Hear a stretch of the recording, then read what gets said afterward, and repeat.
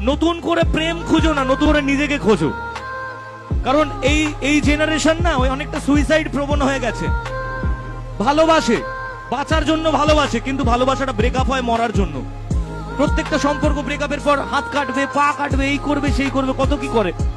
আমার বক্তব্য একটাই, বস নিজেকে তৈরি করো, নিজের জন্য বাঁচো। যে তোমাকে ছেড়ে গেছে সে তোমার জন্য কোনোদিন আসেনি। আর যে জিনিস একবার তোমাকে ছেড়ে চলে যায় তার দিকে জীবনে তাকাতে নেই। কারণ কথায় আছে, যেদিন তুমি হেসেছিলে সেদিন আমি কেঁদেছিলাম, যেদিন তুমি হেসেছিলে সেদিন তোমার জন্য আমি কেঁদেছিলাম। আর আজ আমি একা নই, আমরা সবাই মিলে হাসি একসাথে, আর তুমি সেখানে বসে কাঁদো। তাই একটাই কথা বলবো, নিজেকে তৈরি করো আগে। কারণ এ জীবন আমাদের বাবা মায়ের দেওয়া আর ঈশ্বরের দেওয়া, তার দেওয়া নয় যে তোমায় মাঝপথে ছেড়ে চলে গেছে। তাই কি বলেছি?